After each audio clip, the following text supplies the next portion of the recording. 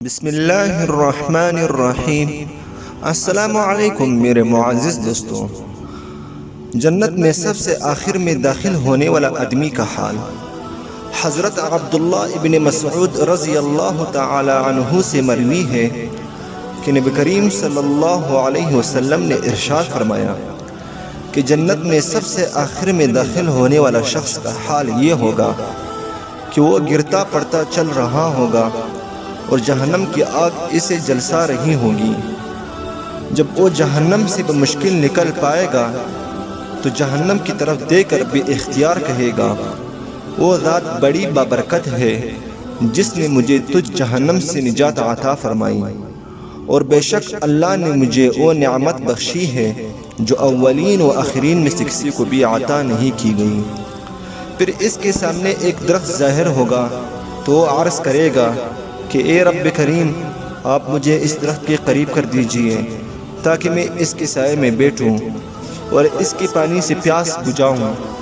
اس پر اللہ تعالیٰ فرمائے گا کہ اے آدمی، اگر میں تیری مراد پوری کر دوں تو کچھ اور مانگے گا؟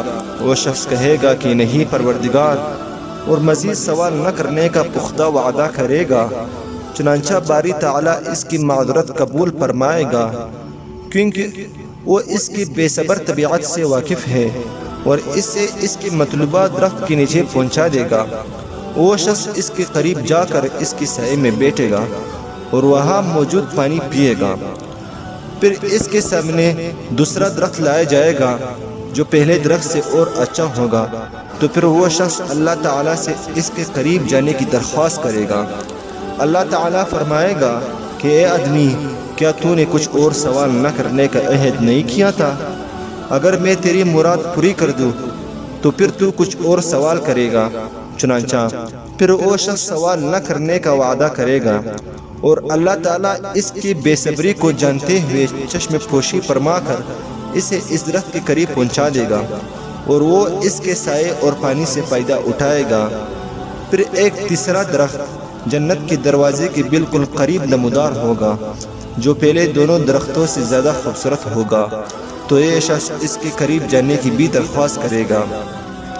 جب اسے اس درخت کے قریب پہنچا دیا جائے گا تو اسے وہاں اہل جنت کی آوازیں سنائی دی گی، تو وہ درخواست کرے گا کہ اے رب کریم، آپ بس مجھے جنت میں داخل فرما دیجئے۔ اللہ تبارک و تعالی اس شخص سے مخاطب ہو کر فرمائے گا کہ آخر تیرا سوال کرنا کب ختم ہوگا؟ کیا تو اس بات پر راضی نہیں کہ میں تجھے دنیا سے دگنی جنت عطا کر دوں؟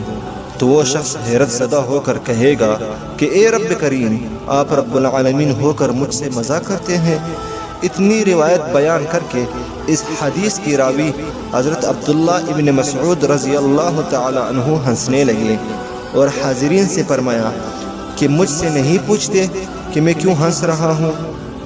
حاضرین نے یہی سوال آپ رضی اللہ تعالیٰ عنہ سے کیا، تو آپ نے فرمایا کہ اس طرح اس روایت کو بیان کر کے نبی کریم صلی اللہ علیہ وسلم نے بھی تبسم فرمایا تھا۔ اور جب صحابہ رضوان اللہ تعالی عنہم اجمعین نے آپ صلی اللہ علیہ وسلم سے اس کی وجہ پوچھی تو آپ صلی اللہ علیہ وسلم نے فرمایا تھا کہ میں رب العالمین کے ہنسنے کی وجہ سے ہنس رہا ہوں، کیونکہ جب وہ بندہ یہ عرض کرے گا کہ اے رب کریم، آپ رب العالمین ہو کر مجھ سے مذاق کر رہے ہیں، تو رب العالمین فرمائے گا میں تجھ سے مذاق نہیں کر رہا ہوں، بلکہ میں جس چیز کو چاہوں اس کو پورا کرنے پر قادر ہوں۔